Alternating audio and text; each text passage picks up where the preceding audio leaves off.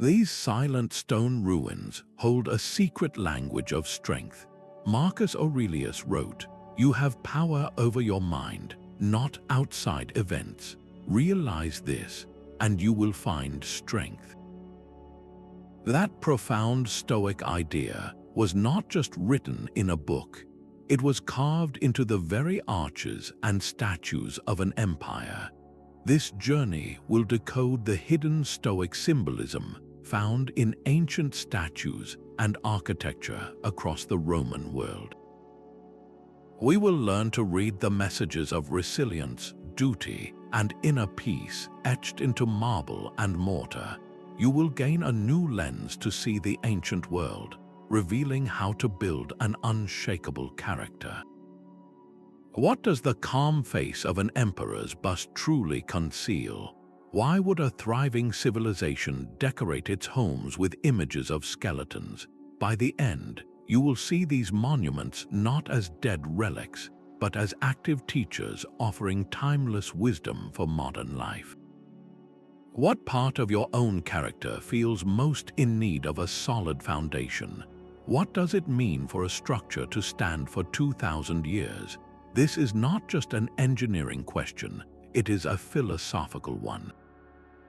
The Romans built their arches, columns, and aqueducts not merely to function, but to embody a core Stoic virtue, fortitudo.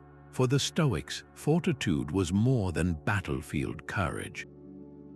It was the inner strength to endure life's inevitable hardships without crumbling, to remain upright and purposeful no matter the pressure. They built their empire to reflect this very ideal of an unyielding spirit. Seneca, in his letters, wrote of the importance of standing firm, of being a person whom no force can crush.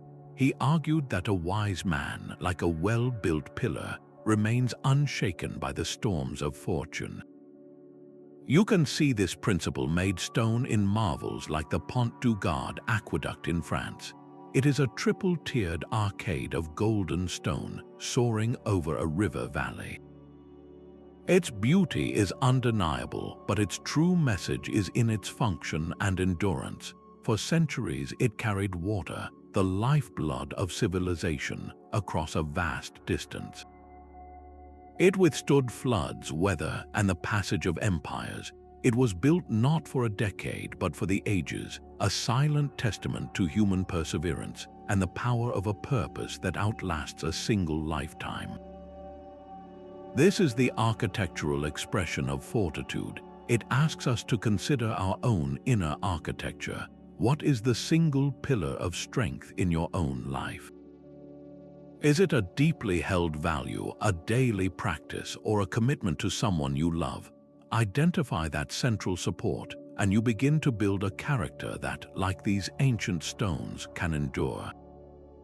That same golden stone of the aqueduct was also carved into human faces, but these faces reveal a different kind of strength. Walk through any museum gallery of classical art, and you will notice a stark contrast. The earlier Greek sculptures often capture bodies in dramatic, twisting motion, faces contorted with ecstasy or grief, but then you encounter the Roman Imperial busts. Their expressions are remarkably restrained, composed, almost mask-like in their serenity. This was not an artistic failure, but a philosophical statement. It is the stone embodiment of the Stoic ideal known as apatheia, which is not a cold apathy, but a profound freedom from the destructive whirlwind of passions. The Stoics believed that a calm and steady demeanor was the outward sign of a rational mind in command. It showed that the person was not a slave to every passing emotion or external event. The philosopher Epictetus, who was born a slave, put it plainly. He said, "People are not disturbed by things, but by the views which they take of them." This is the core of it. The Stoic face in portraiture is the face of someone who understands that power lies not in controlling the world, but in controlling their own judgments about the world. Look at the most famous bust of the Emperor Marcus Aurelius, the philosopher king himself. His brow is slightly furrowed in thought, but his lips are set in a gentle, unwavering line.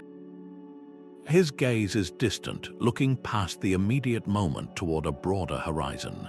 There is no trace of anger, fear, or jubilation.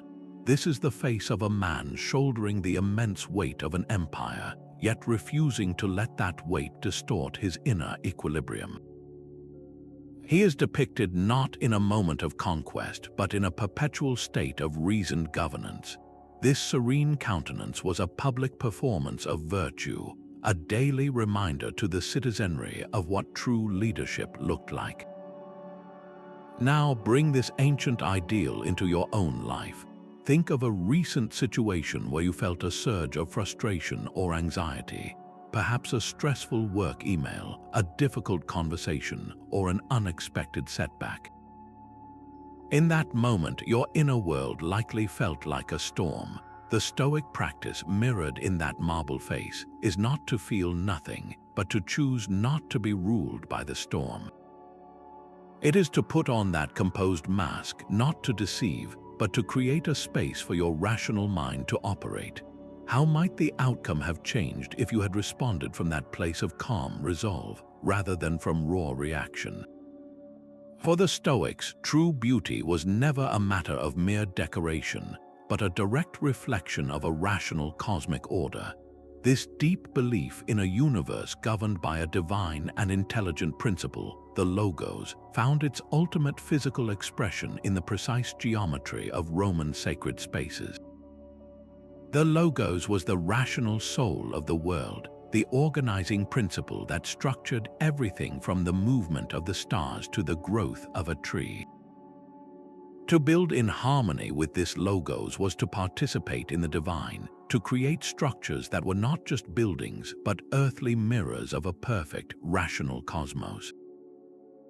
Marcus Aurelius meditated on this very idea, writing, "Everything is interwoven and the web is holy."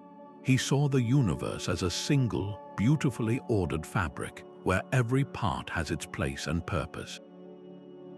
You can walk directly into this philosophical web by stepping inside the Pantheon in Rome. Its exterior is imposing, but the true revelation is within. The structure is a perfect sphere encased in a cylinder with a height exactly equal to its diameter. This is not an architectural accident. It is a deliberate, mathematical representation of the vault of heaven itself. And at the very center of the dome, the oculus, a single open eye to the sky, pours light down upon the marble floor. It connects the human world below with the cosmic order above in a breathtaking, silent dialogue. The entire space breathes with a serene harmony that quiets the mind, forcing a sense of awe and perspective. This is the Stoic Logos made tangible, a sanctuary of stone that teaches a profound lesson about our place in a vast, interconnected whole. So where in your own life can you perceive or even create a similar sense of order and harmony?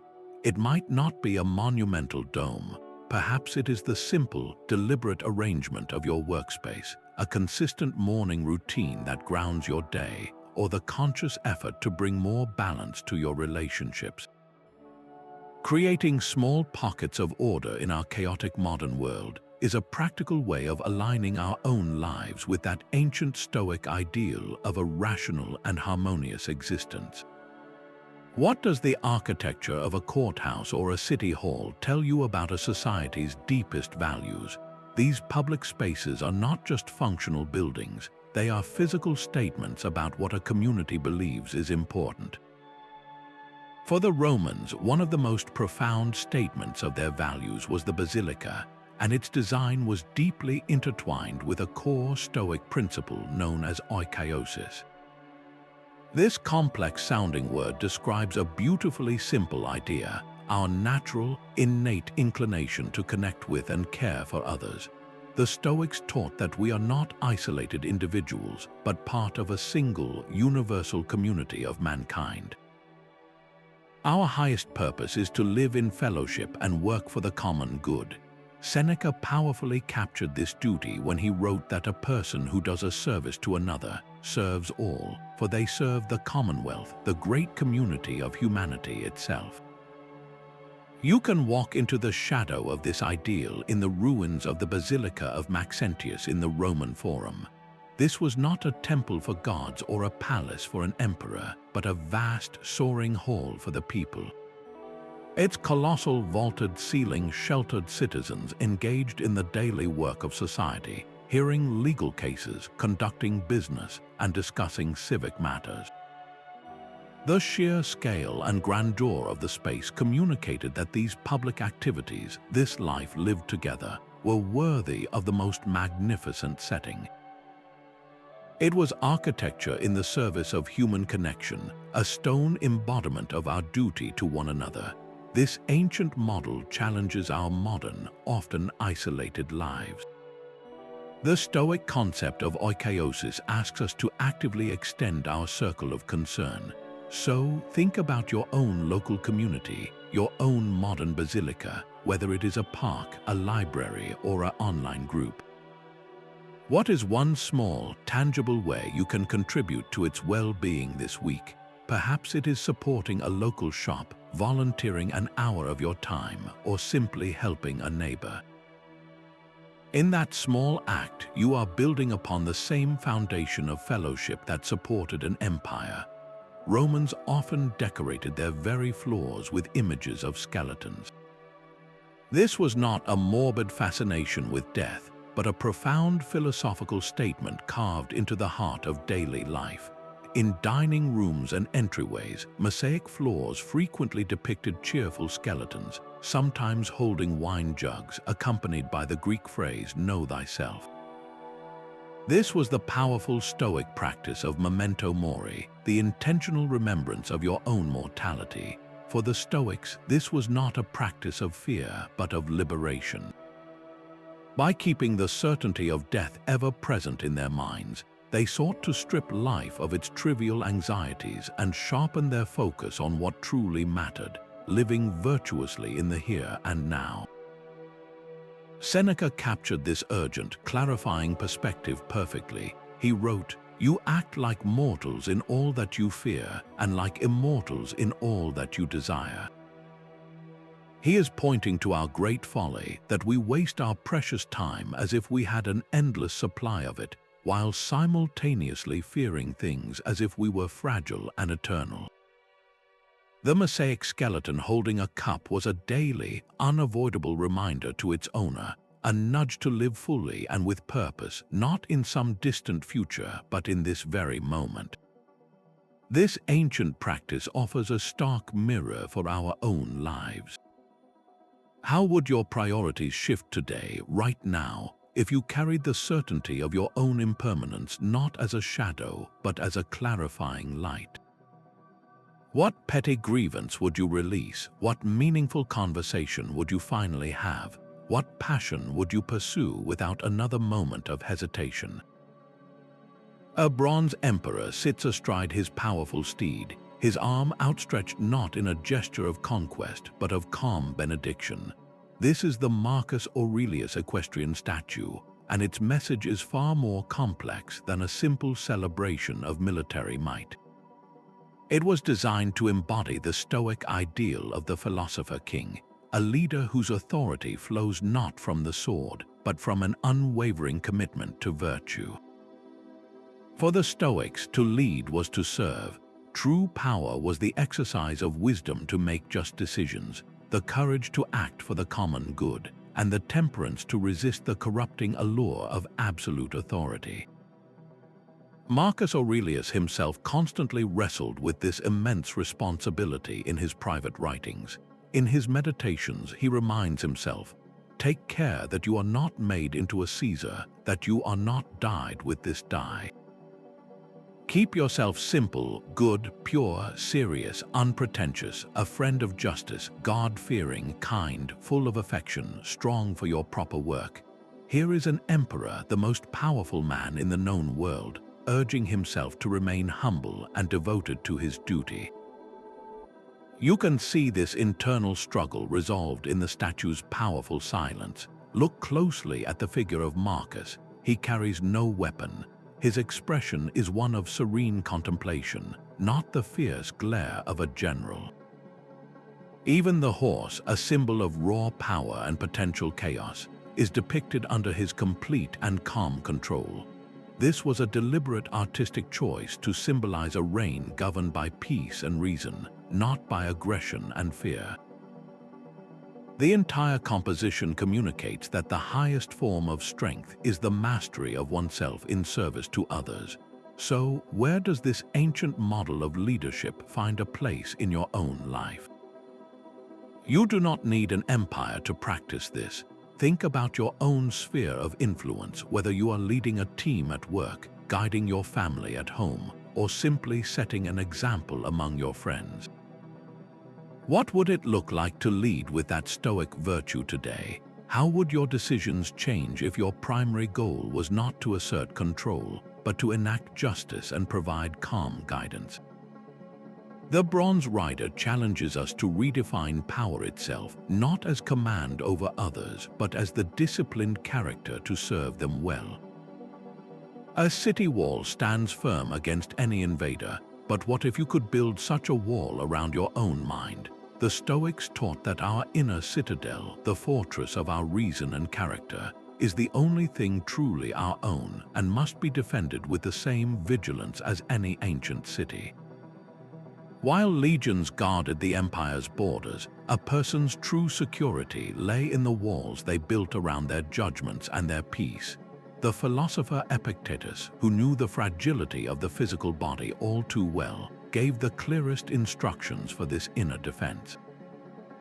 He said, "The chief task in life is simply this, to identify and separate matters so that I can say clearly to myself which are externals not under my control, and which have to do with the choices I actually control." He was describing the gates of the mind, which we alone have the power to open or close. You can see the physical echo of this idea in the massive Aurelian walls that still encircle parts of Rome. They were not built for offense but for defense, a clear boundary against external threats. In the same way, our inner citadel requires strong mental boundaries. It is about learning to recognize what is an external event which we cannot control, and what is our internal judgment about that event which we can. Every anxious thought about the future, every spike of anger from a perceived slight, is like a battering ram testing your walls. So, where is your own citadel most vulnerable? Identify one weak point in your mental defenses, a common trigger that consistently disturbs your peace. Is it a certain type of criticism, the fear of a particular outcome, or the behavior of a specific person? Once you have named that weak point, you can begin to reinforce it. You do this not by fighting the external event, but by strengthening your inner gate. You remind yourself, as the Stoics did, that the trigger itself has no power to enter your mind unless you grant it permission. This is the daily work of fortification, building a peace that the outside world cannot breach. We often find a strange beauty in the broken statues of antiquity. Their missing arms and weathered faces speak not of ruin, but of a story that has endured the ravages of time. This aesthetic is more than just an appreciation for the old. It is a powerful echo of the ultimate Stoic acceptance, a concept known as Amor Fati, the love of one's fate. The Stoics preached a radical embrace of every single event in our lives, the joyful and the painful, the whole and the broken. They believed that to argue with reality, to rage against what has already happened, was to suffer needlessly. The great teacher Epictetus, who understood physical limitation intimately, laid down the fundamental rule. He said, "Do not seek for things to happen as you wish, but wish for things to happen as they do, and your life will go well." This is the heart of Amor Fati.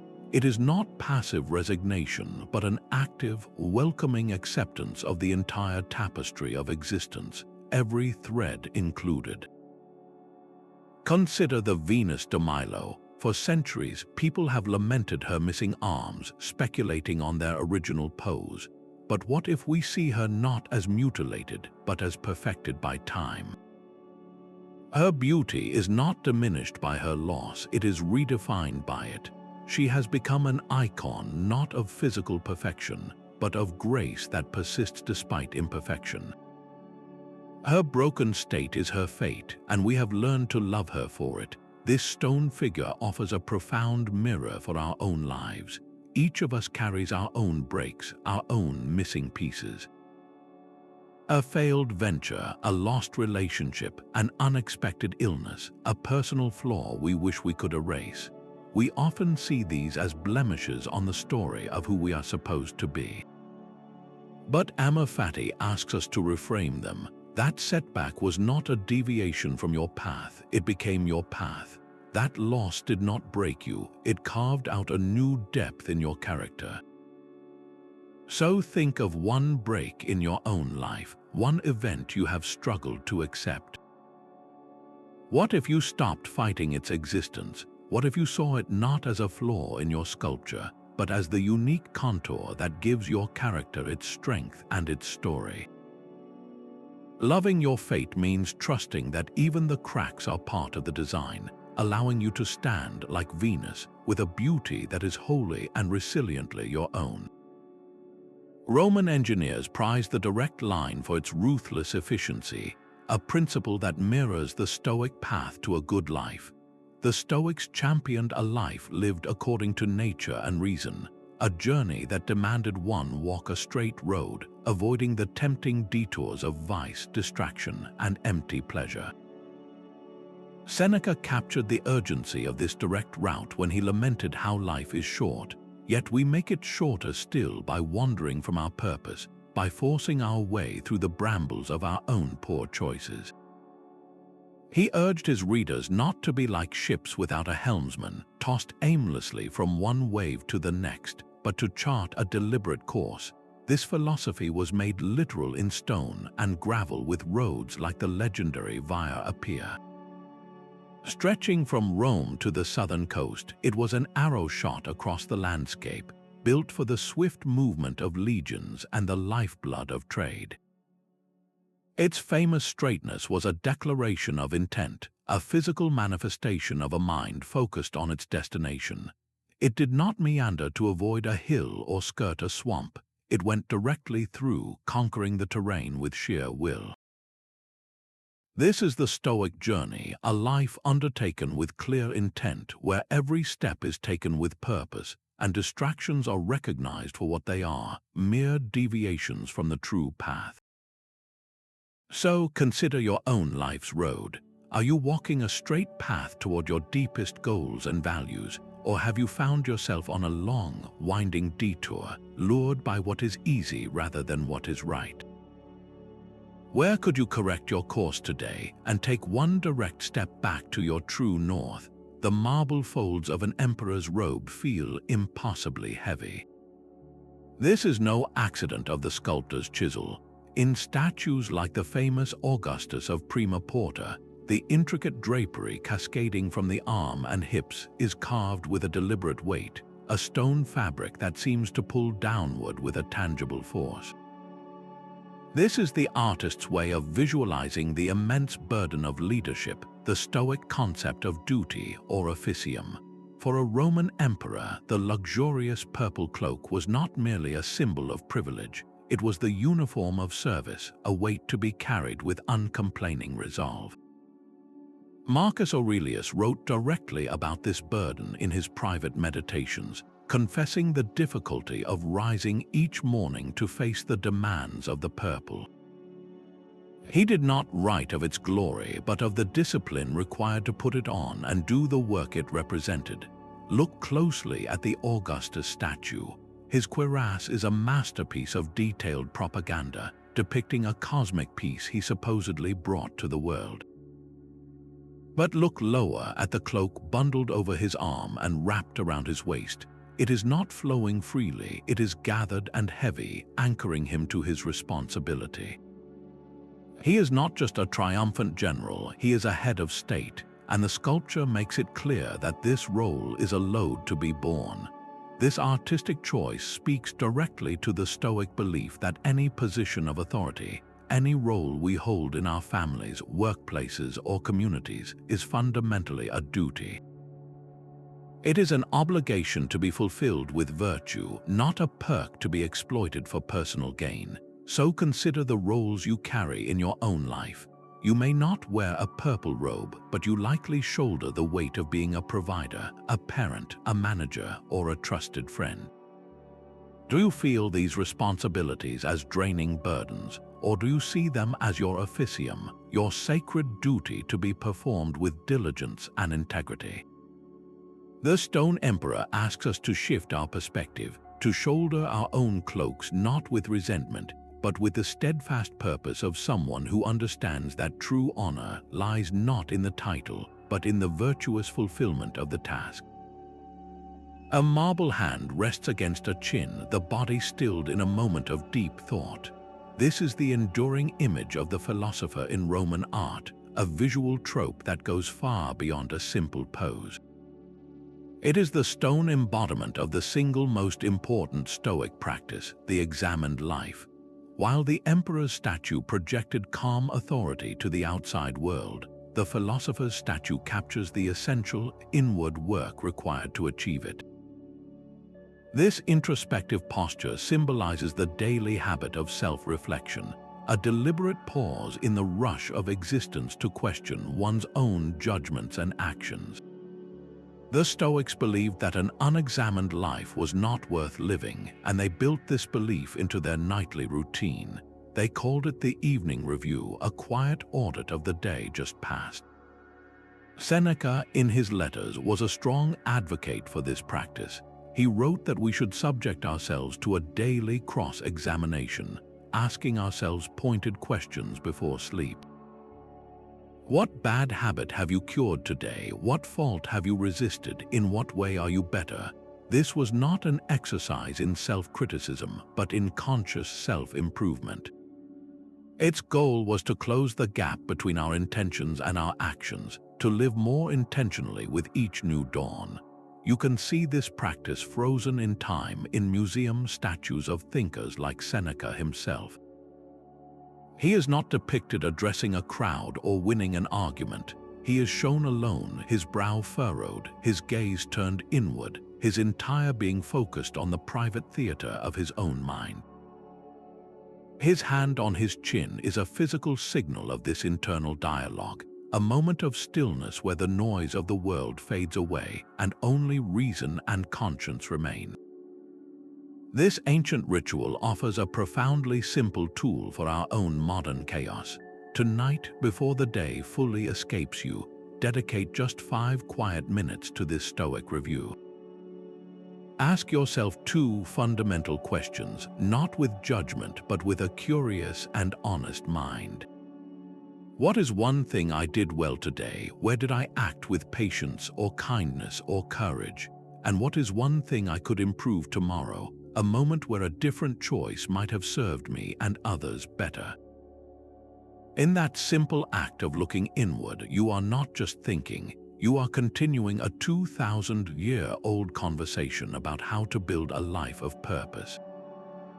High above the bustling Roman Forum, stone leaves unfurl in an eternal spring. These are not mere decorations atop a column. They are acanthus leaves, carved with such lifelike detail you can almost feel their thorny edges, and they hold a secret far deeper than their beauty.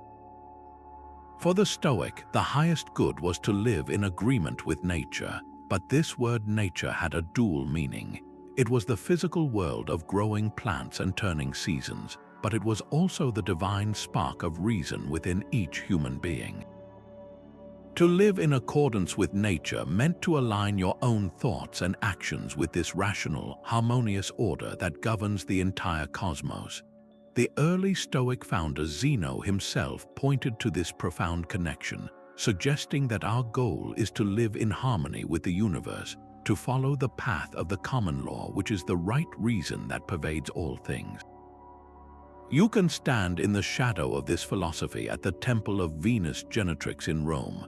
Its columns are crowned with ornate Corinthian capitals, each one a stone garden of acanthus leaves, lush and vibrant. The Roman architect was not just copying a plant, he was honoring a system. He was celebrating the intricate, intelligent design inherent in the natural world, a design he believed was mirrored in the human capacity for logic and virtue. This stone leaf is a permanent reminder that we are not separate from nature but an integral part of its rational flow. So this week, take a lesson from the stone carver. Step outside and spend just 15 minutes truly observing the natural world around you.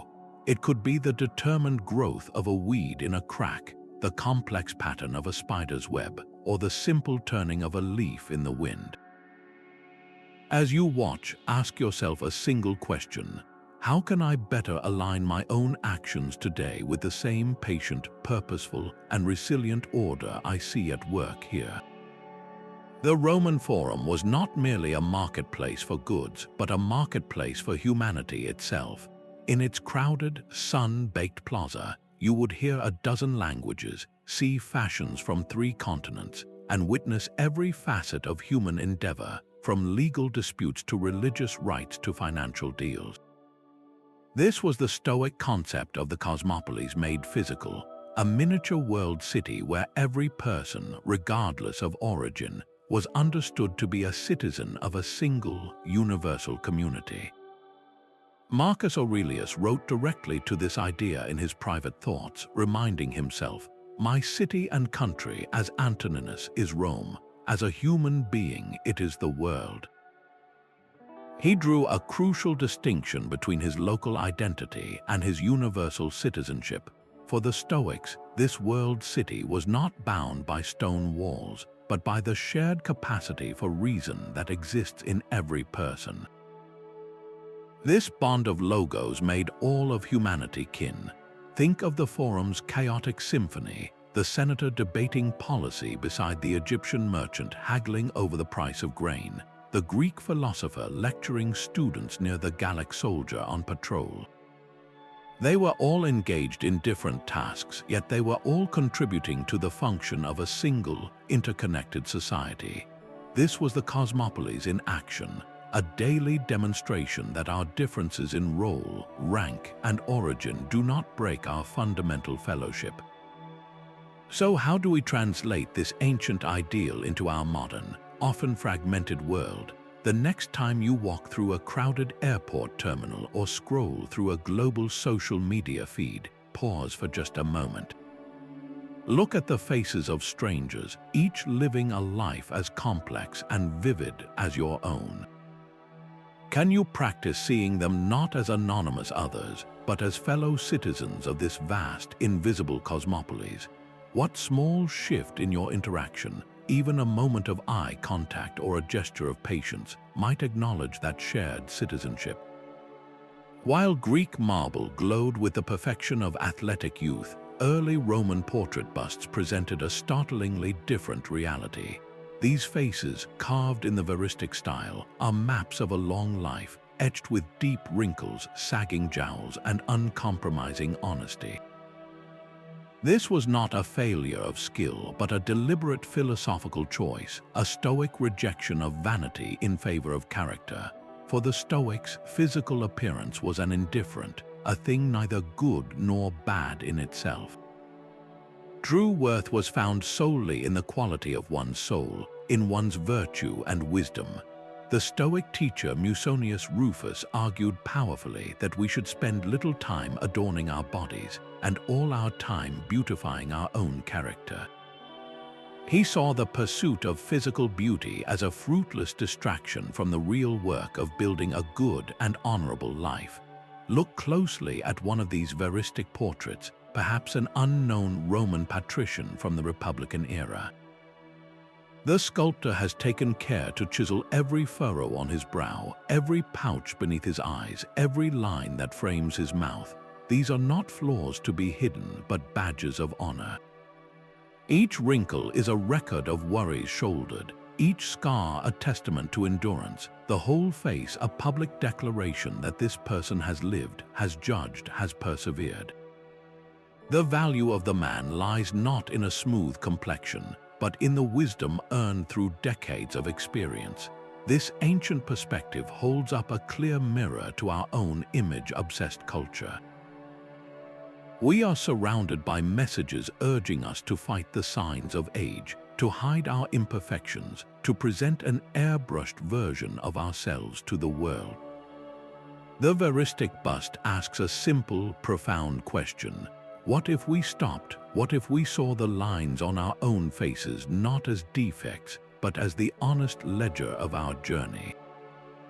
Take a moment to consider someone you deeply respect. Write down one quality you admire in them that has absolutely nothing to do with how they look. Is it their integrity, their resilience, their kindness? That is the veristic truth of their character, the only beauty that truly endures. The elegant arc of an aqueduct is a lesson in motion. Look at the way these structures channel water across miles of rugged terrain, not by carving a rigid, straight line through mountains, but by gracefully following the natural contours of the land. The water flows downward, as water must, and the aqueduct guides its path with a series of gentle slopes and soaring arches that accommodate every valley and hill.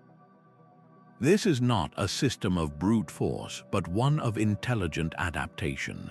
It is the perfect physical metaphor for a core Stoic virtue, the art of adapting to circumstances with flexibility and persistent purpose. The Stoics taught that the wise person is like water, fluid and resilient. When an obstacle arises, water does not shatter against it. It simply finds a way around, over, or through, forever moving toward its goal. Marcus Aurelius framed this same idea in a different, more personal context. He wrote, "The impediment to action advances action. What stands in the way becomes the way." For him, a block was not a stop sign, it was the new path itself. A personal setback, a difficult person, an unexpected change in plans. These were not interruptions to a good life, they were the very materials for building one. Consider the Aqua Claudia, one of Rome's great aqueducts. Its builders faced the stubborn Alban hills. They could have attempted a costly and dangerous tunnel straight through the heart of the rock. Instead, they engineered a brilliant detour, a long, arcing channel that skirted the difficult terrain, using a series of bridges and substructures to maintain the vital, consistent flow. The obstacle of the hills did not defeat the project. It defined its most ingenious and enduring section. The aqueduct stands because it knew when to yield. Now, bring this ancient wisdom to the obstacle you are facing right now. Perhaps it is a project at work that has hit a seemingly immovable wall, or a personal goal that feels out of reach. Your first instinct might be to push harder, to force a solution through sheer will. But what if you paused and instead of fighting the block, you asked the aqueduct's question? How can I flow around this? How can this very impediment become my new way forward? Maybe the wall is a signal to seek a collaborator with a different skill set. Maybe the blocked goal is an invitation to refine your approach or discover a more authentic ambition. Identify that one stubborn obstacle and brainstorm a single, small way you could adapt your path to move with it, not against it. A sundial's moving shadow marked the one timepiece accessible to every citizen, a constant measure of the present hour. In a world before pocket watches, this was the empire's public clock, a stark reminder carved in stone and light that time is our most finite and precious resource. This relentless, silent progress of the shadow aligns perfectly with the core Stoic focus on the present moment, the only slice of time we truly possess. The past is already gone, a memory. The future is not yet here, a mere expectation. All our power for action, for virtue, for life itself, exists only in the eternal now. Seneca confronted our careless relationship with time with brutal honesty. He lamented that we are all naturally thrifty in guarding our personal property, yet we are wasteful of the one thing we can never replenish. We allow time to be stolen from us, or we simply give it away, failing to see that it is the very stuff of which our lives are made. You can stand on the very ground where this philosophy was made public, at the Solarium Augusti in Rome. This was not a small garden ornament, but a giant civic sundial, an entire plaza designed with a bronze marker that cast its shadow across lines of marble and pools of water. Its scale was immense, its message unavoidable. It kept time for the senator and the slave, the merchant and the soldier, uniting them all under the same moving shadow. It was a monument to the shared, fleeting now. This ancient challenge to presence is more urgent today than ever. We fragment our attention across a dozen digital streams, constantly pulled from the task at hand by the chime of a notification or the lure of another tab. So here is a direct exercise in Stoic timekeeping. Choose just one single hour today. It could be for a work project, a conversation with a loved one, or even a simple walk. For that one full hour, commit to being completely there. Silence your phone, close the extra tabs, and bring your entire focus to that single activity. Notice the quality of your attention, the depth of your engagement. In that focused hour, you are not just managing time, you are honoring it, reclaiming your present moment just as the sundial's shadow once reclaimed it for an entire city. The ornate cuirass on a statue of Emperor Augustus is a masterpiece of carved protection. Its detailed reliefs tell stories of military victory, but its primary purpose was far more fundamental: to shield the body from harm. This physical armor finds its direct parallel in the core of Stoic practice, a mental defense system known as the discipline of Assent. The Stoics taught that we are not wounded by events themselves, but by the judgments we attach to them. An insult only stings if we assent to the impression that it has diminished us. A setback only crushes us if we judge it to be a catastrophe. Our reason, therefore, must become our armor, deflecting these false and harmful impressions before they can breach our inner peace.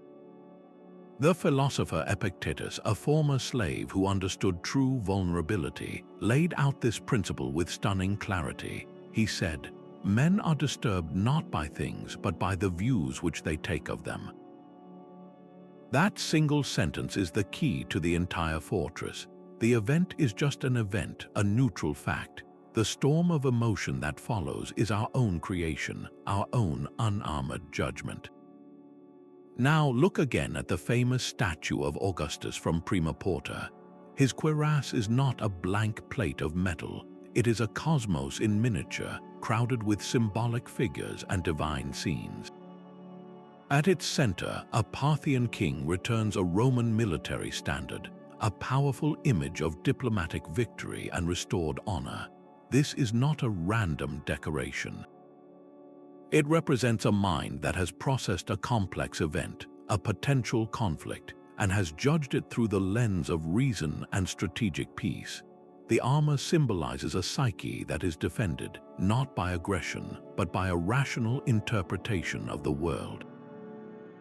It shows a leader who has assented only to the most virtuous and truthful impressions. This ancient practice offers you a powerful tool for modern conflicts. Think of a recent time you felt a sharp spike of anger or a deep pang of anxiety. Before the feeling itself, there was an impression, a lightning-fast judgment you likely did not even notice you made. Perhaps a colleague's brief email felt dismissive, and you instantly assented to the impression that you were being disrespected. Or a sudden change of plans felt like a personal sabotage, and you agreed with the impression that your control was being stolen. The Stoic exercise is to pause in that moment, to look at the impression before it gets past your gate. Ask yourself, is this impression true? Is this judgment helpful? Is this event truly as catastrophic as my initial reaction claims? By questioning the impression, you are putting on your own cuirass of reason, turning a raw emotional reaction into a considered and far more powerful response. The air in the great hall was thick with steam and the murmur of 100 conversations. In the public baths of Rome, the senator's body and the slaves were indistinguishable, both submerged in the same warm water, both subject to the same fundamental human need. This was the social world made physical, a space designed to dissolve the artificial walls of class and wealth. For the Stoics, this was a living lesson in their profound doctrine of preferred indifference. They taught that things like social status, money, and even health are not good or evil in themselves. They are merely indifference, external conditions that have no power to improve or corrupt your inner virtue, your moral character. A wise person can be truly happy without them, and a fool can be miserable with them. Seneca put this radical idea to the test when he wrote that a good man, a virtuous man, is happy even in poverty. He is happy because his worth is internal, built on the unshakable foundation of his character, not on the shifting sands of his bank account or his title. You can almost hear the echoes of this philosophy in the vast, crumbling vaults of the baths of Caracalla. This was not a private club for the elite. It was a colossal public complex open to everyone for a minuscule fee, a city within a city featuring libraries, gardens, and pools of every temperature. Here, the wealthy patrician would exercise next to the common soldier. The foreign merchant would debate politics with the local shopkeeper. The architecture itself forced a shared human experience, reminding every person who entered that beneath their togas or tunics, they were fundamentally the same. This ancient practice of communal bathing challenges the invisible hierarchies we build in our own lives. So this week, make a conscious effort to step into a modern equivalent of those baths. Strike up a genuine conversation with someone from a completely different social or professional world than your own. It could be the person who serves your coffee, a colleague from a different department you never speak to, or someone in an online community whose views differ from yours. Do not do it to network or to prove a point. Do it simply to listen, to be reminded of the common humanity that exists beneath the surface of every status, symbol, and job title. A lighthouse does not calm the storm. It simply stands firm, casting a beam to guide ships safely through the turbulent dark. This was the Stoic ideal of the sage, the perfectly wise person who, by mastering their own inner world, becomes a beacon of reason and virtue for all who are navigating their own rough seas. The sage was not a distant, unattainable myth, but a North Star for moral progress, a model to steer by even if one never fully reached the destination.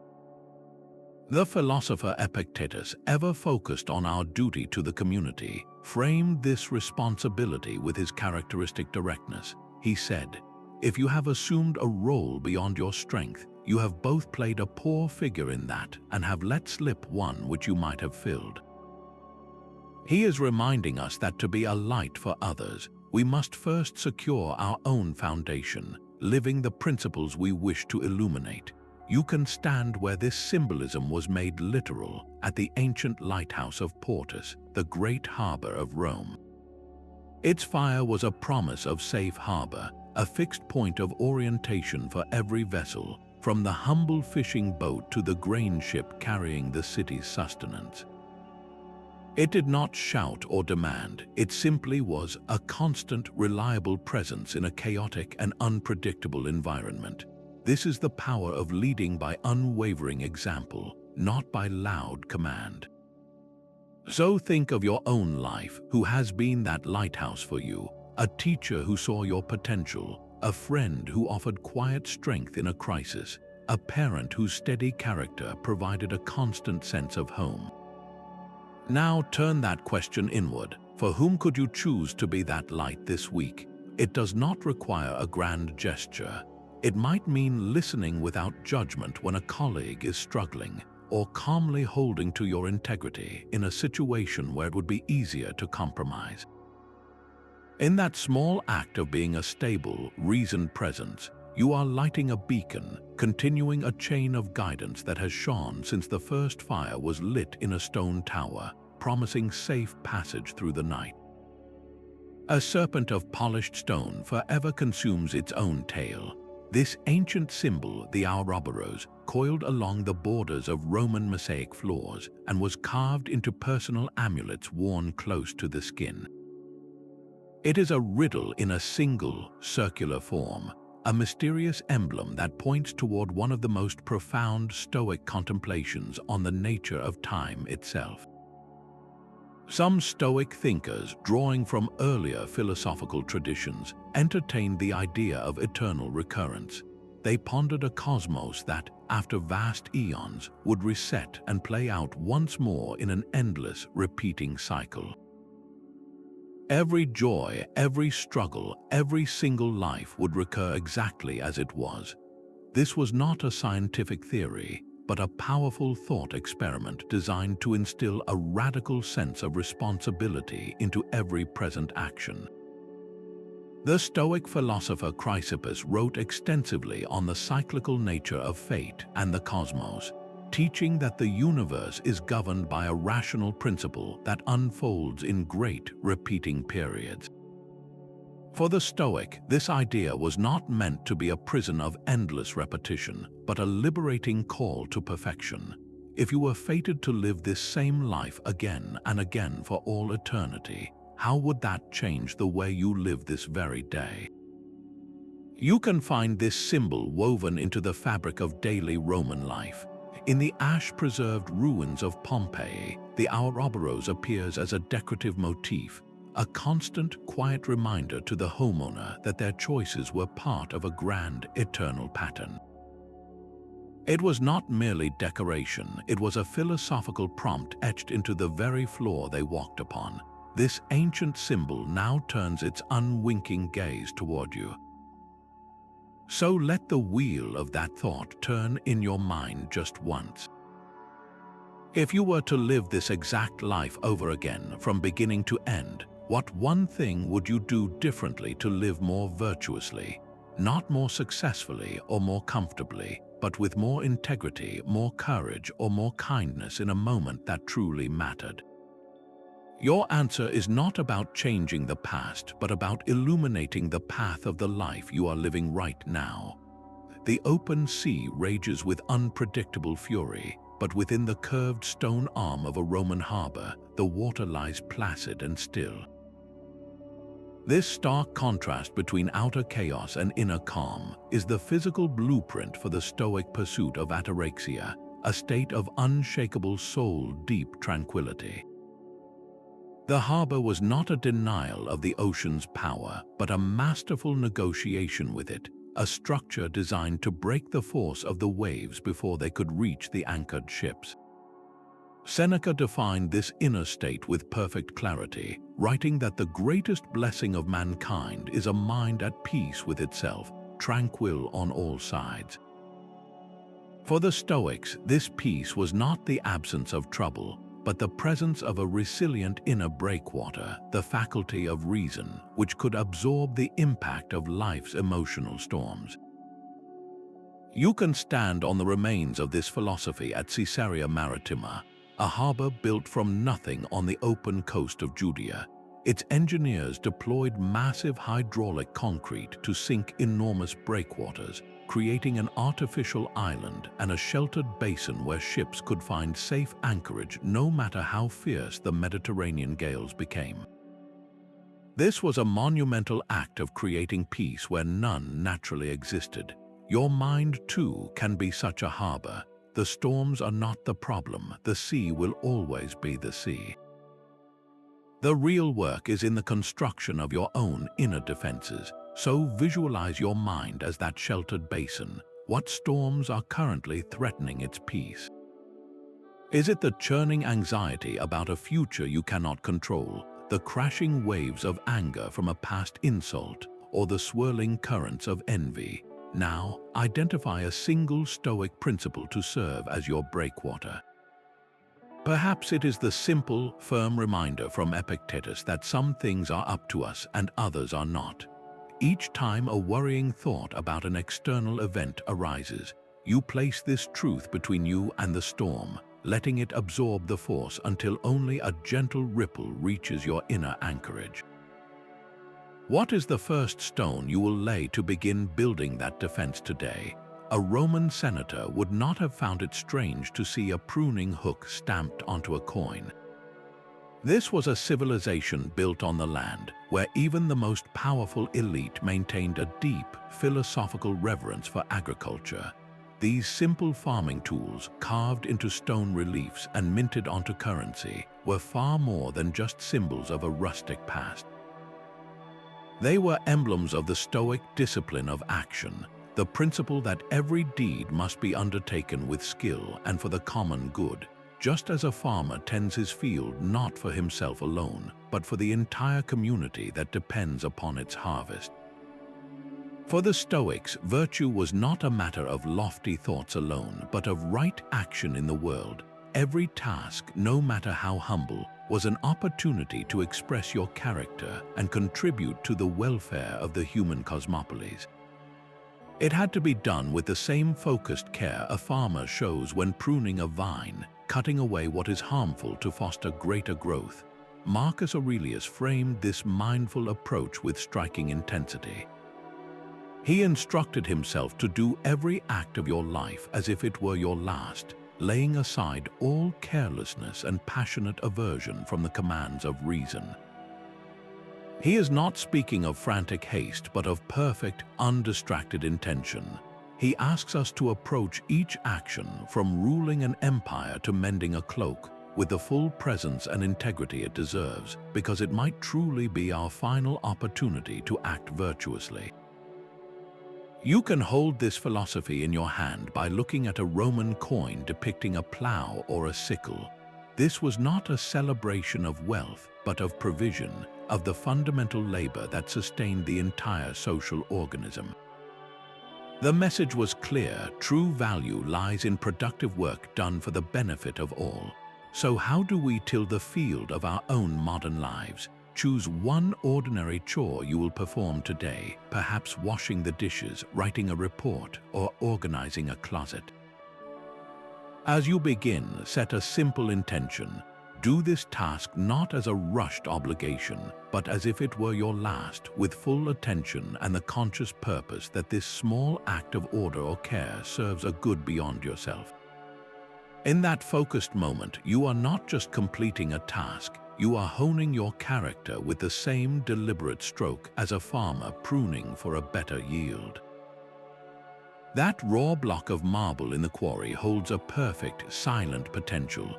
It could become an emperor's bust, a goddess's flowing robe, or remain a simple, unshaped stone. This fundamental state of possibility was a powerful symbol for the Stoics, representing our own human condition at birth. We enter the world as uncarved blocks, endowed with the innate capacity for reason and virtue, but it is the work of a lifetime to chip away at our rough edges and reveal the true character within. The philosopher Epictetus directed all his students toward this essential labor. He said, "Work, therefore, to be able to say to every harsh appearance, you are but an appearance, and not absolutely the thing you appear to be." This is the work of the sculptor upon their own soul, learning to distinguish the raw material of an event from the false impressions we often carve onto it. You can see this philosophy embedded in the very foundations of Roman architecture. Look at the base of a great monument or a wall, and you will often find rusticated stonework, left intentionally rough-hewn and unfinished. This was not a sign of haste or poverty. It was a deliberate choice, as this rugged, unpolished stone provided a stronger, more stable foundation than finely dressed ashlar. It was a visual declaration that strength begins in the raw, unadorned state. This is a profound metaphor for our own inner development. our perceived flaws, our rough edges of temperament, our raw reactions, these are not signs of a weak foundation. They are the very substance from which we build our resilience. They represent the untapped strength we can hone through conscious practice. So, look inward at your own uncarved block. What is one area of your character you are actively carving through conscious effort right now? Is it the patient shaping of your temper, the careful smoothing of your judgment, or the deliberate strengthening of your courage?